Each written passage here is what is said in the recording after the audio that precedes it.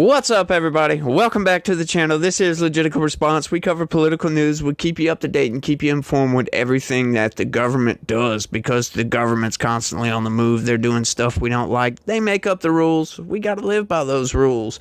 We are also taking news stories and we put them through the logic test and figure out if they make any sense. And we try to cover stuff that you want to hear, right? So what's up, everybody? How the hell's your day going, by the way? I hope y'all having a pretty good day. It's my birthday. But we're not going to get into that because who cares about me, right? Nobody, absolutely nobody cares about me. But what's going on in the world today? There's all kinds of stuff we got going on. We had 1,300 migrants in New York City show up to City Hall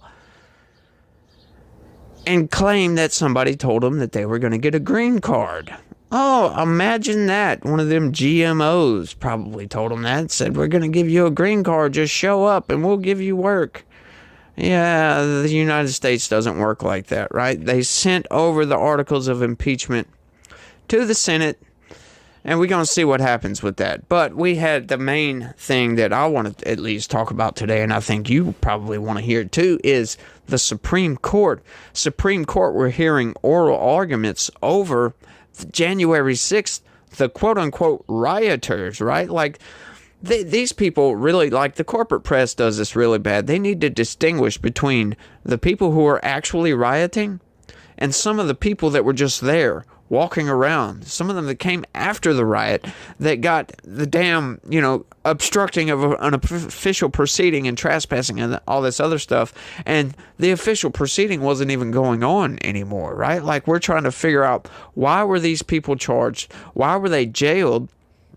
Right, some of them got pretty long sentences as well, like, 2 and 3 years, right? Like, supposedly that the last of those January 6 people that didn't have any court date or any kind of hearing like that, they were just sitting in jail, just recently got out. So, I can't say that anymore, but we do still have many prison sentences of people that they really shouldn't have that long of a prison sentence, right? Like, we know just, on the facts that there's at least one that's a 22-year prison sentence. That was the leader of the Proud Boys, right? 22-year prison sentence. There's another one with a 21-year prison sentence, a 20-year prison sentence, 2 18-year prison sentences, and at least a dozen or so 10 or more year prison sentences, right? Like, for obstructing an official proceeding and trespassing on Capitol grounds, right? Like, the trespassing thing doesn't really make any sense when you think about it, because that's a public building, right? Like, that's the people's house. For one, to be trespassed, you essentially have to be warned of trespassing first. But let's get into the story right quick. Supreme Court seems divided over obstruction charge in January 6 case that may impact Trump rioters. Supreme Court seemed deeply divided Tuesday over a challenge to a federal law that prosecutors used to charge more than 350 people who were part of the pro-Donald Trump mob that attacked the U.S. Capitol on January 6, 2021.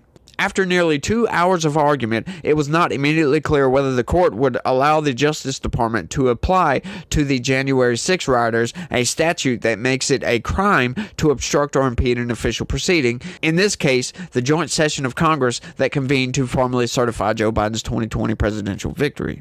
Several conservatives, including Justices Neil Gorsuch, Samuel Alito, expressed concern about giving prosecutors broad power that they suggested would allow the government to target peaceful protesters or hecklers who disrupt a court proceeding. Other justices, including Amy Coney Barrett and Ketanji Brown Jackson, seemed interested in finding a way to limit the government's discretion to apply the statute in a way that might still allow the January 6 cases to proceed. Two liberal justices, Elena Kagan and Sonia Sotomayor, seemed to embrace the Justice Department's position that the law clearly applies to the January 6th attack on the Capitol. Yeah, as a matter of fact, they would, right? But they never distinguish between the people who are actually violent and the people who weren't violent, right? Like, the vast majority of the people that were there on January 6th, even the vast majority of the people that went into the Capitol weren't violent. They didn't break no windows. They didn't knock down any doors. They didn't fight with cops, but they still got charged with trespassing and obstruction of official proceeding and all this other stuff. It's like, why? There were several stories of people, like I said earlier, that showed up after the riot had cold, had it been, everybody had gone home. People just came in and were just walking around waving their little flags or whatever, the little 25-cent American flags that you get on a little toothpick or whatever. Yeah, just waving those around, walked into the Capitol, walked around, and then left. And come to find out, 6 months down the road, the FBI show up to their house and arrest these people for being there on January 6th. Yeah, that's the people that we want off the hook. We want to let these people off the hook. They don't deserve to go to jail for going to the Capitol, a public building. That's totally wrong, right? Like, anybody and everybody who was violent on January 6th, I believe we can all agree that, yeah, sure, if you fought with cops, you broke windows, sure, you deserve to go to jail. But take cases like Proud Boys, the leader of the Proud Boys, he got 22 years in prison, and he wasn't even in Washington, D.C. when it happened, right? Like, what in the hell is going on here, right? If there is not some kind of, very biased prosecutorial discretion going on with that, I really don't know what it is, but it's like, what are we going to do about this, as a country, right? Do we just stand by and watch, the left essentially take over our institutions and push conservatives into a corner and just keep beating the crap out of us verbally, essentially, until we finally give up and relent and just give our country to these people, to this minority of people, right? Because these people are in the minority, right? Like, they've captured the institutions, so it makes them seem much more powerful than what they are, right? But what are we doing here? Like, I'm really glad that the Supreme Court at least has a head on its shoulders and can look at some of this stuff with logic, right? Like, these people, like, the arguments were insane that some of these people were giving, right? Like, basically, this Solicitor General that was arguing on behalf of the Justice Department was basically laid out, and I don't know if it was a trap or what, but, the Justice basically led her down a road to where she basically said that any protest anywhere could essentially fall under this statute, and these people could be criminally charged, possibly get 20 years in prison for this, right? Like, bringing up the pro-Palestinian protesters that blocked off the San Francisco bridge, right? Like, if somebody was trying to get to a Supreme Court hearing and got blocked by that protest, technically, if it was a justice, technically that could be obstructing an official proceeding. Do you see where I'm going with this, right? Like, any of these protests could potentially be obstructing an official proceeding, right? And, like, how widespread is this? Because if you happen to be protesting on the Brooklyn Bridge, maybe, whatever, say it's Greenpeace or something, or some climate change religion protesting on a bridge, on the Brooklyn Bridge, for instance, and a cop comes up and, he's on his way to work, right? Or he's on his way to court. He has to go to court. Well, now, technically, from what she laid out, that is obstructing an official proceeding. That's insane.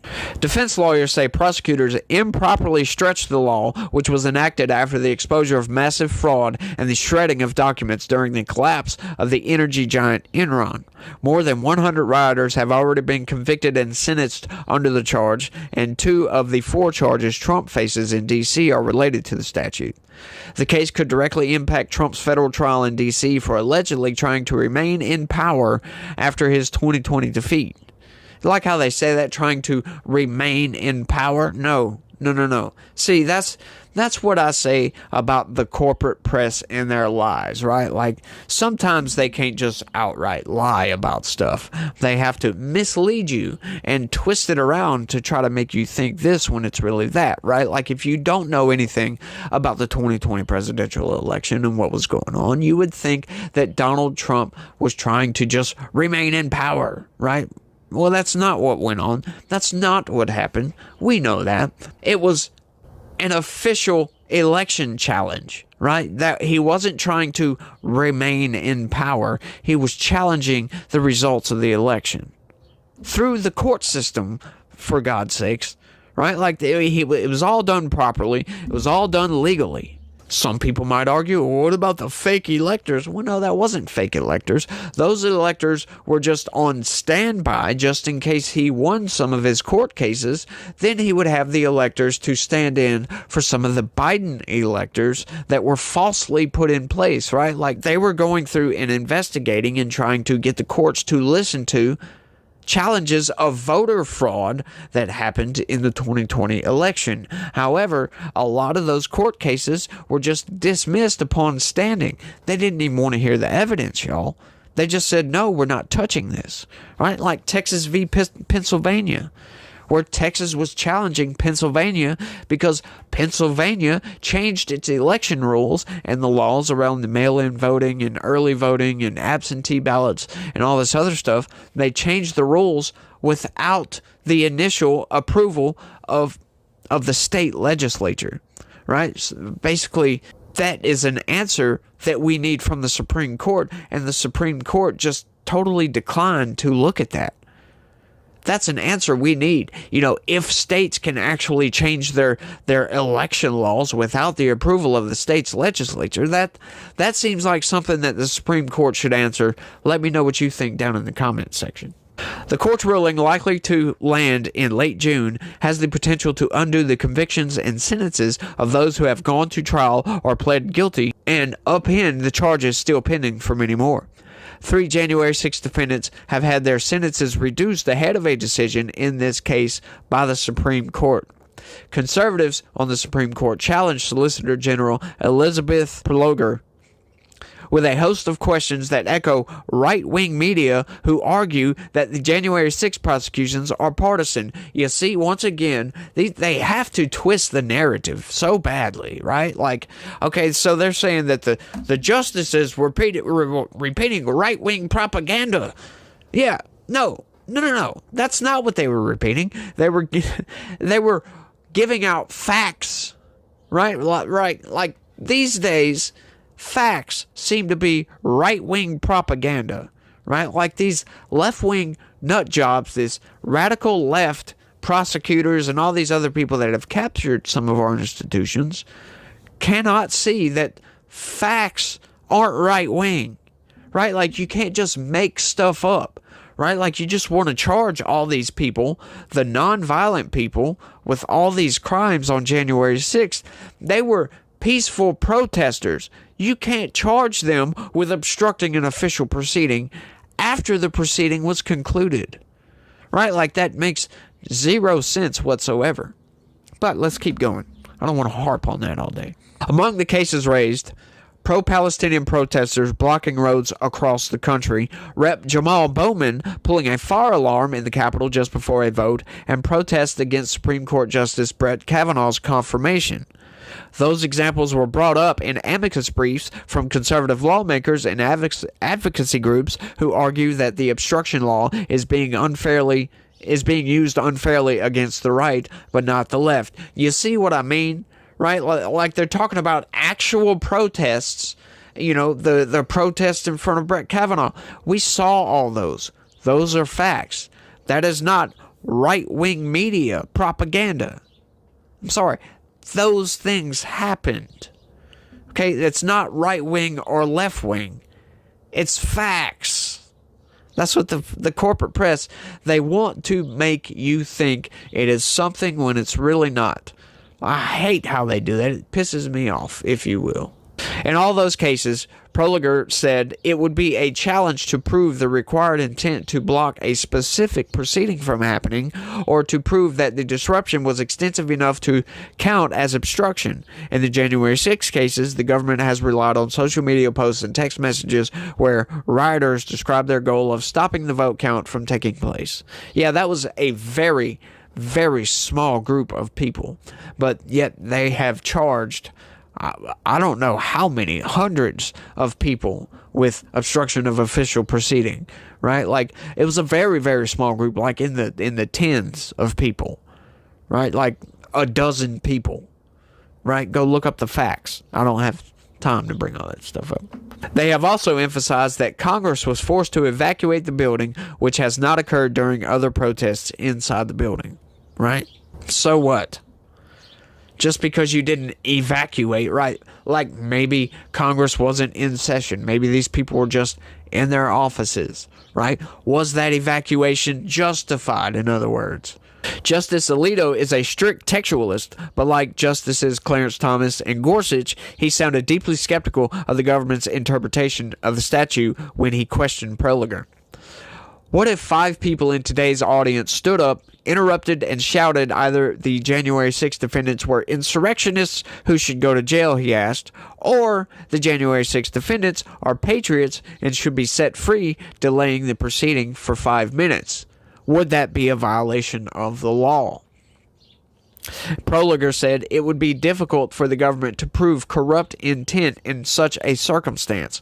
That is a cop-out, right? Like, because obviously, if they're standing up, talking when they're not supposed to, there is a definite intent to disrupt the proceeding that's going on, right? So that's a cop-out. She's trying to argue on behalf of the Justice Department to justify them charging a lot of people that didn't deserve to get charged. And I've screamed about this a lot, right? Like, there's people just sitting in jail with no court date, none of this stuff. You know, those people have now been set free, but they were sitting in jail for a long time for no reason, right? Like, these people weren't violent. Why are they there? Obstructing an official proceeding from a protest, right? Like, these people's arguments make absolutely zero sense when you look at them logically. Prosecutors would not, she said, pursue an obstruction charge for de minimis minor interference. She elaborated, I can imagine defendants saying that they had some protected free speech rights or were not aware that they were allowed to make brief statements in a court. That's not true, right? Like, just making stuff up as you go doesn't justify what you just said, right? Like, no Supreme Court justice is going to take that seriously, right? Like, you could at least try to come up with a serious answer, but that's the problem with some of these left-wingers, right? Like, their arguments make zero sense whatsoever, and then they expect you to just go along with it, just to buy into the BS that they're spewing, right? Like, what are we actually doing here, right? Like, why are we trying to argue this? Just let some of the nonviolent people go and be done with it, right? Like, the violent people, yeah, sure, they deserve to go to jail, right? Like, because I think there was a lot of Antifa in that crowd that actually started some of those riots and started fighting with police, right? Like, it just doesn't make sense. Conservatives doing stuff like that, right? Like, not saying that they wouldn't or they don't, but genuine, actual conservatives are conservative, for God's sakes. These are generally not people that are gonna get up and get in your face and get violent with you, right? Like, just typically is what I'm saying. But you look at your average BLM rioter or BLM protester or your average left-wing person, these people they come completely off the chain for very little, right? Like, you misgender them and they'll just come flying right off the hook and get right in your face and start getting violent with you, right? Like, that's just my little conspiracy theory, I guess, that Antifa was in that crowd trying to be Trump supporters and started some of that violence that went on. But we also saw video of the police shooting rubber bullets into the crowd before they breached the Capitol. So it's like, what do you do here? Right? But, like, all the people that were on video, like the QAnon shaman, for example, he got charged with obstruction of an official proceeding, trespassing, and all that other good stuff, right? But there's loads of video of him being escorted by Capitol Police all throughout the Capitol. They went into the Senate hearing room, to a Senate hearing room, right? Said a prayer, thanked the cops for being there, and yet he served like 2.5 years in prison for that. for being escorted by the police for going into the Capitol on January 6th. You know, he was outside, he's on video screaming, let's not be violent, let's be peaceful, everybody calm down, blah, blah, blah. Just, you know, but yet he still got these charges and sat in jail for 2.5 years. That is a clear violation of First Amendment protections. That's all I'm saying. These people, like I said, that were nonviolent need to be let go. But, you know, I didn't realize I had ranted for exactly as long as I've ranted for. That was only about half of that story, and I'm already X amount of 20-something minutes into this thing because I just don't understand the left wing. It's like they're doing all this on purpose, right? Like they think they're trying to justify all their actions, but you can't justify making that argument, right? Because now that's going to apply to every single protester just about, because you could argue that if it stops somebody, any court officers or anything like that that are on their way to work or, you know, stuff like that, or if they're protesting outside of a courthouse, you know, that could fall under obstruction of an official proceeding. So, you know, do that what you want, but that's basically what they're arguing now, right? Like, we can no longer protest, essentially, or else we get charged with obstruction of official proceeding, and we get 20 years in prison for it, right? But y'all let me know what y'all think about all this down in the comment section. That's all I got for this one. I want to thank everybody for watching, and y'all try to have a good day and stay legitical. Peace.